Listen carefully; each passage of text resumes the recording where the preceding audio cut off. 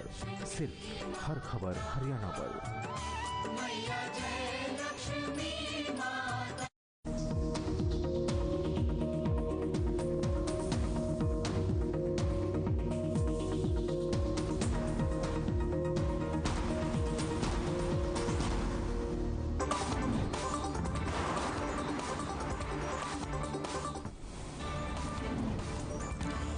मुख्यमंत्री मनोहर लाल ने की श्री केदारनाथ श्राइन बोर्ड बैठक की अध्यक्षता। कहा, कपाल मोचन मेले में करें विशेष इंतजाम, मेला परिसर में बनाए health checkup counter.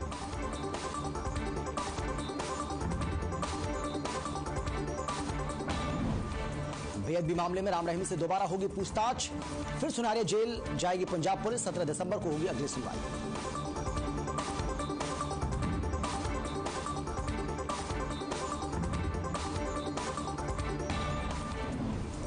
Sonipat murder case में पुलिस को मिली बड़ी कामयाबी। पहलवान निशा और उसके भाई की हत्या में कोच सहित दोनों आरोपी गिरफ्तार। पुलिस ने रखा था 1 लाख रुपए का इनाम।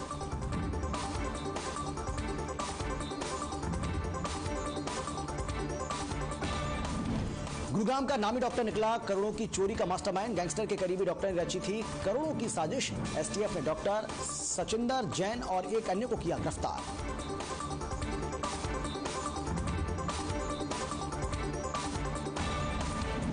अंबाला रेलवे स्टेशन समेत 8 स्टेशन को उड़ाने की मिली धमकी। लश्कर तैयबा का धमकी भरा पत्र आया सामने।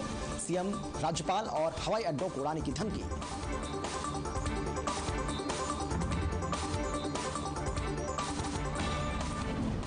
थानेसर के विधायक सुभाष सुधा ने कहा है कि कुरुक्षेत्र में कोरोना महामारी के बाद से ही शहर की एक-एक सड़क के निर्माण कार्य हो रहे हैं। पूरा फोकस हम इस पर कर रहे हैं। विधायक सुभाष सुधा ने सलारपुर रोड के सड़क निर्माण का शुभारंभ भी किया। सड़क के खराब हिस्से के निर्माण पर 12,80,000 रुपए का बजट लगेगा। ब्रह्म सरोवर के चारों तरफ भी जल्द शुरू होगा सड़क निर्माण। कोरोना महामारी के कारण बजट की कमी से ये सड़क नहीं बन पाई थी। जैसे जैसे सरकार ने बजट आगे बढ़ेगा, उनका कहना है कि सरकार से बजट मिलेगा, हम इसको आगे बढ़ाते चले जाएंगे। रोहतक जिले के गांव किलोई के शिव मंदिर में बीजेपी नेताओं को बंधक बनाने के मामले में किसानों पर 200 एफआईआर दर्ज की गई। अब उसको लेकर किलोई गांव में 24वीं चौपाल ने हुड्डा खाप के 40 गांव की पंचायत आयोजित की गई। किसानों ने बीजेपी नेता और पूर्व मंत्री मनीष ग्रोवर समेत करीब 100 नेताओं को बंधक बनाया था। हुड्डा खाप प्रधान ओम प्रकाश हुड्डा की अध्यक्षता में यह पंचायत हुई। इस पंचायत का मुख्य एजेंडा किसानों पर दर्ज मुकदमे वापस लेने की मांग। फतेहाबाद विधायक दौड़ाराम की पुत्रवधू श्वेता बिश्नोई का करंट लगने से निधन हो गया। श्वेता बिश्नोई स्नान घर में नहाने गई थी और इलेक्ट्रिक गीजर में करंट आने के चलते उनको करंट लग गया। मौके पर उनकी मौत हो गई। आपको बता दें कि श्वेता बिश्नोई को सद्भावना अस्पताल में उपचार के लिए लाया गया, जहां डॉक्टरों ने उन्हें मृत घोषित कर दिया। झांसी लघु सचिवालय के बाहर चल रहे धरने पर हरियाणा संयुक्त किसान मोर्चा के सदस्य की मीटिंग हुई।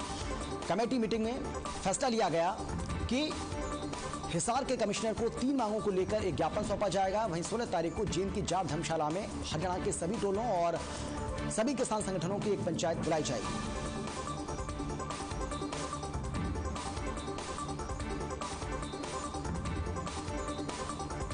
पंचायत नारनौद में किसानों पर दर्ज मामले खारिज करने और राज्यसभा सांसद का जिस तरीके से मामला सामने आया उसको लेकर नाराजगी जाहिर की।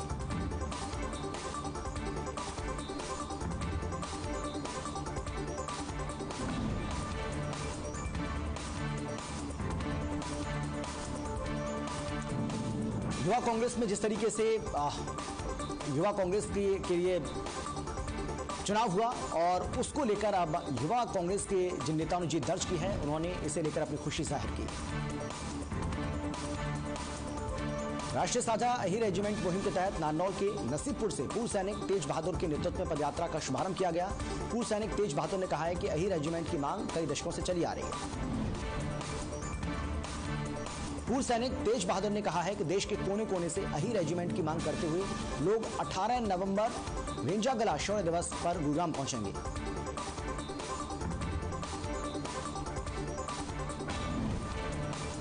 रेवाड़ी में दिल्ली से आई 4 सदस्यीय आर्किटेक्ट टीम ने हनुमान मंदिर के पास स्थित बड़ा तालाब और सेक्टर 1 में नेहरू पार्क के पास बने 16 हराही तालाब का निरीक्षण किया। अपने मिशन के दौरान टीम ने तालाबों के प्राचीन महत्व को बरकरार रखने के साथ ही टूरिस्ट स्थल के रूप में विकसित करने की संभावनाओं को तलाशा, जिससे प्राचीन धरोहरों को सहेजने के साथ ही लोगों के लिए आकर्षक इनको बनाया जा सके। टीम करीब 1 महीने तक अपनी रिपोर्ट तैयार कर संबंधित विभागों को सौंपेगी। टोहाना में डीएपी खाद न मिलने को लेकर किसानों ने खाद की दुकान के बाहर हंगामा किया। राजमंडी में दुकान के बाहर हंगामा किया गया। किसानों का आरोप है कि 1000 थैलों में से केवल 300 थैले बांटे गए, बाकी थैलों की कालाबाजारी हो रही है। देश भर में प्रदूषण का कहर लगातार जारी है। प्रदूषण को लेकर एसडीएम मनीष कुमार फोगाट ने कहा है कि प्रदूषण के स्तर को देखते हुए केंद्रीय प्रदूषण नियंत्रण बोर्ड की ओर से लिए गए निर्णय के बाद आगामी आदेशों तक सभी क्रशर इकाइयां, मिक्स हॉट प्लांट और ईंट भट्टे बंद रहेंगे। मनीष कुमार फोगाट ने कहा कि आदेशों की अवहेलना पर नियम के अनुसार कार्रवाई की जाएगी। एसडीएम ने अधिकारियों को आदेश की पालना का कड़ाई से लागू करने के निर्देश भी जारी किए। उपमंडल परिसर कार्यालय में अधिकारियों और क्रशर इकाइयों संचालक की बैठक की अध्यक्षता करते हुए एसडीएम ने ये निर्देश जारी किए। प्रशासन इस साल पराली प्रबंधन पर करोड़ों रुपए खर्च कर जीरो बर्निंग का लक्ष्य लेकर चल रही थी, लेकिन कैथल जिले के उच्च अधिकारियों की लापरवाही और कम सजगता के कारण प्रशासन का यह दावा फेल हो गया, क्योंकि पराली के अवशेष जलाने में कैथल पूरे हरियाणा में अव्वल रहा। आपको बता दें कि कैथल में इस साल कुल 1041 जगहों पर पराली जलाई गई, जो पूरे हरियाणा के मुकाबले सबसे अधिक है और इसी वजह से कैथल राज्य के सबसे दूषित शहरों की श्रेणी में प्रथम स्थान पर आ गया। देश के सबसे दूषित शहरों की सूची में शामिल हो चुका है। साइबर सिटी गुरुग्राम में बढ़ते प्रदूषण से लोगों का दम घुट रहा है। आंखों में जलन, सांस की बीमारी बढ़ने लगी है। प्रदूषण को रोकने की प्रभावी कदम नहीं उठाए जाने के चलते इसका असर भी देखने को मिल रहा है। आपको बता दें कि पराली के साथ साथ सड़कों पर वाहनों से उड़ती धूल, धुआं और कई जगहों पर कूड़े का जलाना भी काफी हद तक इसके जिम्मेदार है। फरीदाबाद में बढ़ता पॉल्यूशन लोगों के लिए मुसीबत का सबब बना हुआ है। लोग इसके प्रति समझदारी भी नहीं दिखा रहे हैं। आपको बता दें कि बच्चों को स्कूल जाने में काफी परेशानी का सामना करना पड़ रहा है। फरीदाबाद में बढ़ते वायु प्रदूषण को लेकर नगर निगम की तरफ से 160 टीमों का गठन किया गया और ध्यान देने वाली बात यह है कि कूड़ा जलाने वाले और पर्यावरण को नुकसान पहुंचाने वालों के चालान भी काटे जाएंगे।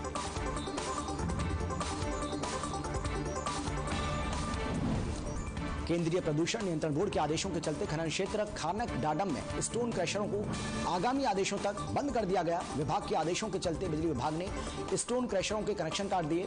क्रशरों के बंद होने से निर्माण कार्यों में कमी आ सकती है और साथ ही निर्माण सामग्री भी महंगी होने के पूरे आसार बन गए हैं। पलवल शहर थाना क्षेत्र के LNT के पास के ढाबे पर बर्तन साफ करने वाले 45 साल के व्यक्ति ने सिर पर कांच की बोतल से हमला कर उसकी हत्या कर दी गई। पुलिस ने ढाबा मालिक की शिकायत पर नामजद आरोपी के खिलाफ मामला दर्ज किया है। भवानीखेड़ा नगर पालिका प्रधान के खिलाफ 10 पार्षदों ने करीब 2 हफ्ते पहले भ्रष्टाचार के आरोप लगाए थे। डीसी को अविश्वास प्रस्ताव सौंपा था, जिसे लेकर डीसी ने 12 नवंबर को अपना बहुमत सिद्ध करने के लिए पार्षदों को वोटिंग करने के लिए कहा था। अपनी मांगों को लेकर आशा वर्कर्स ने चरखी दादरी शहर में प्रोटेस्ट करते हुए सामान्य हॉस्पिटल में धरना दिया। इस दौरान शहर भर में जुलूस निकाला गया और सामान्य हॉस्पिटल में प्रशासन के खिलाफ जमकर नारेबाजी की गई।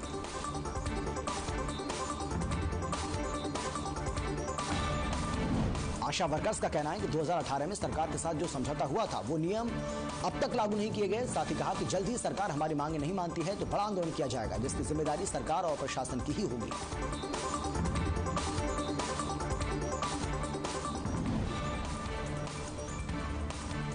टोक्यो पैरालंपिक में तीरंदाजी इवेंट में देश को पहला कांस्य पदक दिलाने वाले जिला कैथल के गांव अजीत नगर निवासी हरविंदर सिंह को 13 नवंबर को राष्ट्रपति भवन में देश के राष्ट्रपति रामनाथ कोविंद अर्जुन अवार्ड से सम्मानित करेंगे।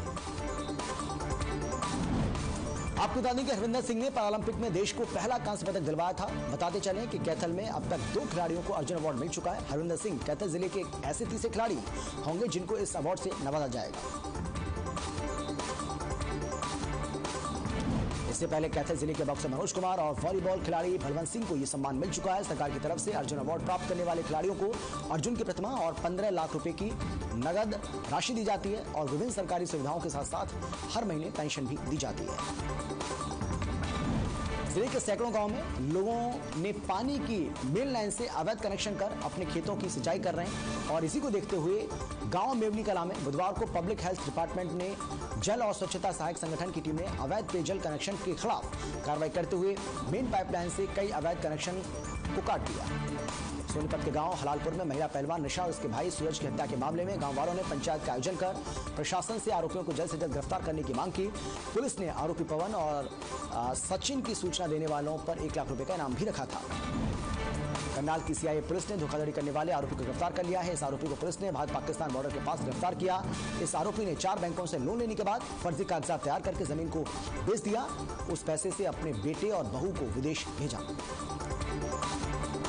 पुलिस का कहना है कि धोखाधड़ी करने में तहसील से जुड़े अधिकारी और कर्मचारी भी शामिल हो सकते हैं, जिसकी पुलिस जांच कर रही है। इस मामले में इसकी पत्नी, इसका लड़का और लड़के की पत्नी और डीलर शामिल रहे।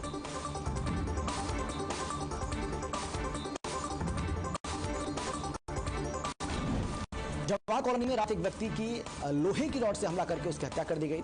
इस मामले में पुलिस ने कार्रवाई करते हुए आरोपियों के खिलाफ मुकदमा दर्ज कर मामले की जांच भी शुरू कर दी है और बाकी आरोपियों की तलाश कर रही है, जिन्हें जल्द गिरफ्तार किया जाएगा। मृतक प्रॉपर्टी डीलिंग का काम करता था। रात करीब 10:30 बजे जब भगत दुकान से दूध लेकर वापस घर आ रहा था, तभी आरोपियों ने उस पर रॉड से हमला कर दिया था।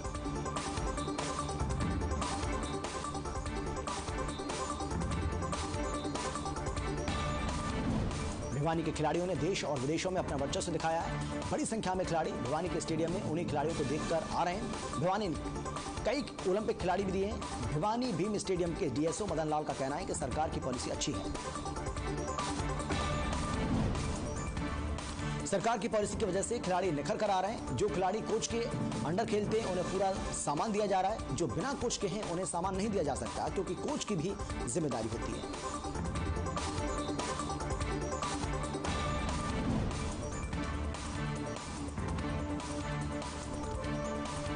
आहुलाना चीनी मिल की अगर हम बात करें तो यहां पर एक किसान ने मंत्री के हाथों सम्मान लेने से इनकार कर दिया। आहुलाना चीनी मिल के पेराई सत्र के शुभारंभ कार्यक्रम के दौरान पिछले पेराई सत्र में सबसे ज्यादा गन्ना डालने वाले किसानों को मंत्री ने सम्मानित किया था। सम्मानित करने के लिए गांव मुडलाना के किसान सुरेंद्र लाटवाल को मंच पर बुलाया गया, लेकिन सुरेंद्र लाटवाल ने मंत्री के हाथों से सम्मान लेने से इनकार कर दिया। उन्होंने कहा कि मैं एक किसान हूं, किसानों की मांग का समर्थन भी करता हूं। उन्होंने कहा कि मैं ये सम्मान बीजेपी के मंत्री या फिर नेता के बजाय किसी अधिकारी से लेना पसंद करूंगा। गांव के भंडेरी गांव की हम बात कर रहे हैं, गोहाना के गांव भंडेरी की, जहां पर पिछले 20 दिनों से पानी की समस्या बनी हुई है। लोगों को पीने के पानी की तो छोड़िए आप, लोगों को रोजमर्रा की जरूरत के लिए भी पानी नहीं मिल पा रहा है। गांव में पेयजल आपूर्ति बुटाना माइनर से होती है, लेकिन इन दिनों ये माइनर समस्या का कारण बनी हुई है, क्योंकि पानी से सप्लाई नहीं हो रहा है। साथ ही अधिकारी कर्मचारियों को भी निर्देश दे रहे हैं कि नियमित जलघर में सफाई रखी जाए, लेकिन ऐसा हो नहीं पा रहा है। बरनाला रोड स्थित डीसीबी बैंक का आज विधिवत रूप से उद्घाटन किया गया। एआईबी ब्रांच बैंकिंग मुख्य अधिकारी दुर्गा प्रसाद ने रिबन काटकर इस बैंक का शुभारंभ किया। दुर्गा प्रसाद का कहना है कि एफडी पर जहां ग्राहकों को केवल ब्याज मिलता है, वहीं हम 50 लाख रुपए तक की एफडी के मूल्य के बराबर का मुफ्त जीवन बीमा भी देंगे। यमुनानगर में राज्य स्तरीय मेला कपाल मोचन 15 नवंबर को शुरू होगा, जिसमें पंजाब, हरियाणा, हिमाचल के साथ ही देश के अन्य राज्यों से लाखों श्रद्धालु भाग लेंगे। इस बार कपाल मोचन मेले में आरटीपीसीआर रिपोर्ट के लिए श्रद्धालुओं को प्रवेश नहीं होगी, यानी कि आरटीपीसीआर रिपोर्ट उनको दिखानी होगी। मेले का उद्घाटन 15 नवंबर को दोपहर बाद 3 बजे वित्तायुक्त राजस्व प्रबंधन विभाग के एसीएस संजीव कौशल करेंगे। कोरोना की कम से कम 1 डोज अवश्य लगने का प्रमाण भी श्रद्धालुओं को दिखाना होगा एंट्री के लिए। हरियाणा के निजी स्कूलों में गरीब बच्चों के दाखिले के लिए नियम 134 के तहत 14 नवंबर तक कर सकते हैं आवेदन, जिसमें 10% सीट नियम 134 के तहत सरकार की ओर से रिजर्व की गई है और इसके तहत गरीब बच्चे प्राइवेट स्कूलों में दाखिला ले सकते हैं। अब 7 नवंबर के बजाय 14 नवंबर तक खंड शिक्षा विभाग कार्यालय में ऑनलाइन माध्यम से अपना फॉर्म जमा करवा सकेंगे। इससे जिले भर के हजारों गरीब परिवारों के बच्चों को फायदा होगा।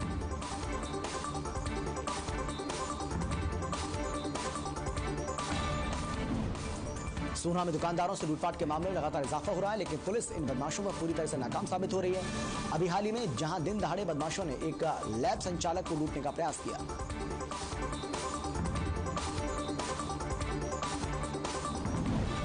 बीती शाम सोहना के बाईपास स्थित एक परचून की दुकानदार को अज्ञात बदमाशों ने कनपट्टी पर तमंचा लगाकर उसके गले को लूटने का प्रयास किया, लेकिन दुकानदार के शोर मचाने पर बदमाश मौके से फरार हो गए। इससे पहले भी इस दुकानदार को बदमाशों ने शाम के समय लूटा था। सूचना मिलने पर पुलिस घटनास्थल पर पहुंची और परचून के दुकानदार से वारदात की जानकारी हासिल कर सीसीटीवी फुटेज खंगालने में जुट गई। वारदात के बाद दुकानदारों में पूरी तरह से भय का माहौल बना हुआ है। पुलिस ने इस मामले में कुछ भी कहने से इनकार कर दिया है। अंबाला की मेयर शक्ति रानी शर्मा के आदेशों के बाद नगर निगम की एक बार फिर से हाउस की बैठक का आयोजन हुआ। 17 नवंबर को अंबाला शहर के पंचायत भवन में बैठक आयोजित की जाएगी, जिसकी अध्यक्षता अंबाला की मेयर शक्ति रानी शर्मा करेंगी।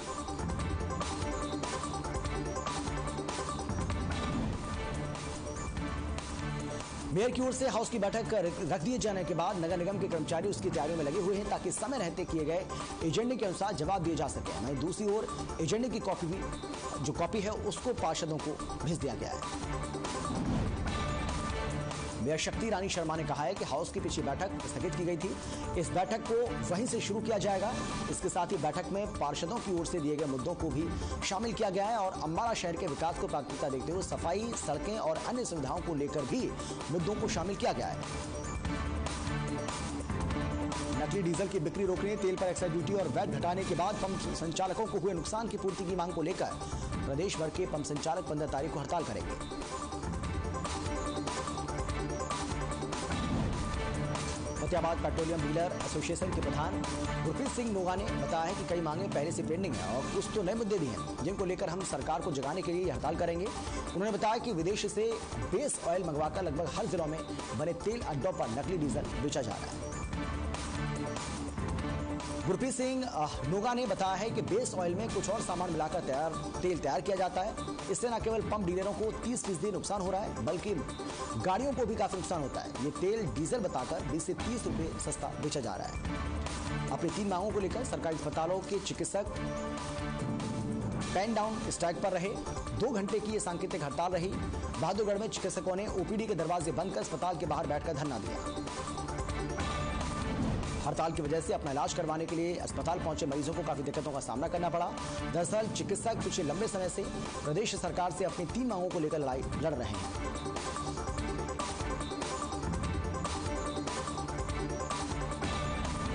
डॉक्टर ममता का कहना है कि हरियाणा के चिकित्सक सरकार से एसएमओ की सीधी भर्ती करने के बजाय प्रमोशन से भर्ती करने की मांग कर रहे हैं। पीजी कोर्स में 40% वेटेज बहाल करने की मांग की जा रही है। इतना नहीं, स्पेशलिस्ट डॉक्टर कैडर में भी सुधार की मांग को लेकर डॉक्टर प्रदर्शन कर रहे हैं।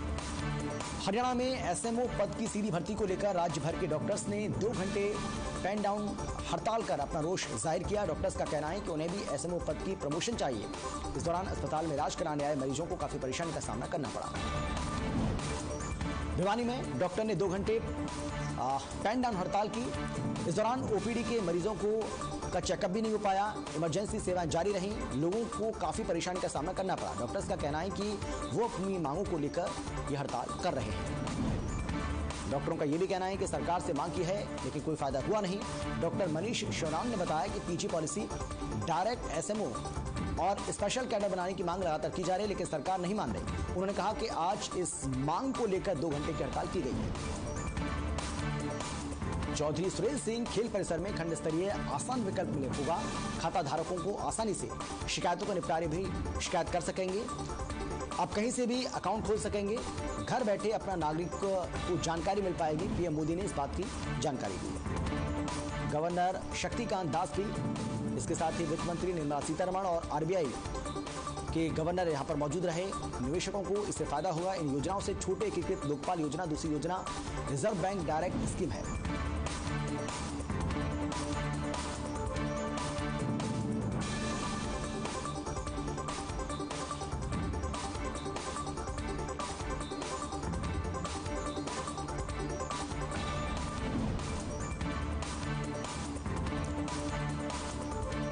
पानीपत में डेंगू का कहर लगातार जारी है। पानीपत में डेंगू के मामलों में लगातार इजाफा हो रहा है, जिसे लेकर स्वास्थ्य विभाग भी चिंतित है।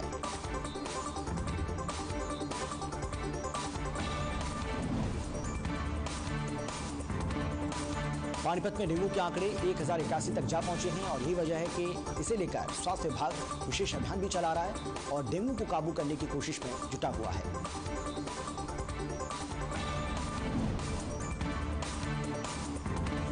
भवानीखेड़ा में खाद न मिलने से किसान बेहद परेशान दिखे। किसानों का आरोप है कि उन्हें खाद नहीं मिल पा रहा है। सरकार की ओर से हालांकि दावा किया जा रहा है, लेकिन वो दावे सच साबित नहीं हो रहे हैं।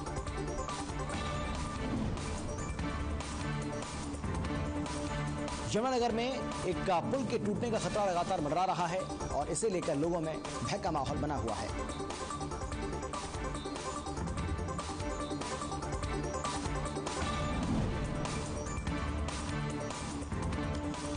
सोनीपत के पहलवान निशा हत्या मामले में पुलिस को बड़ी कामयाबी मिली है। पुलिस ने आरोपी को गिरफ्तार कर लिया है।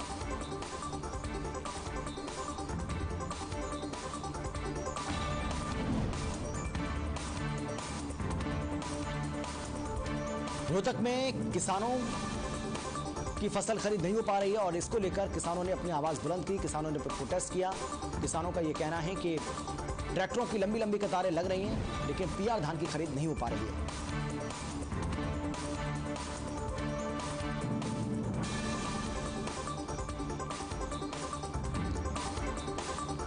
हालांकि मंडी संचालकों का कहना है कि हमने खरीद को बंद नहीं किया है, लेकिन हमारी कोशिश है कि पहले उठान किया जाए, उसके बाद खरीद को शुरू किया जाए।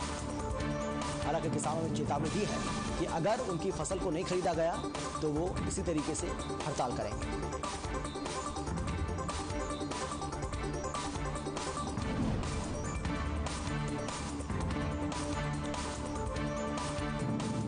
हरियाणा का बिजली विभाग बिजली चोरी को लेकर बहुत ज्यादा सख्त नजर आ रहा है। बहादुरगढ़ में बिजली चोरों पर शिकंजा कसा जा रहा है।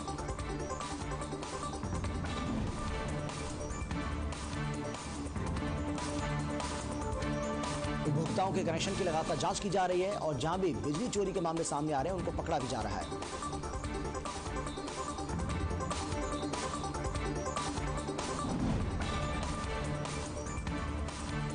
आपको बता दें कि बहादुरगढ़ में लगातार छापेमारी की जा रही है और बिजली चोरी के जो मामले सामने आ रहे हैं, बिजली चोरों के खिलाफ कार्रवाई भी की जा रही है।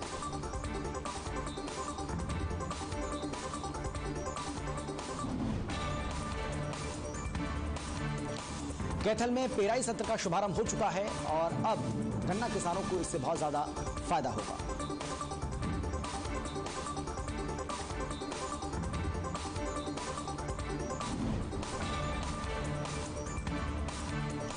कैथल वासियों को डॉक्टर बनवारी लाल ने बधाई दी है और उन्होंने कहा है कि पेराई सत्र का शुभारंभ होने से आपको फायदा होगा।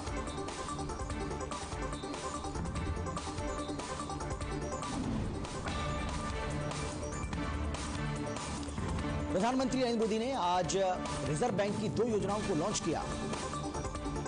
निवेशकों को इससे बहुत ज्यादा फायदा होगा।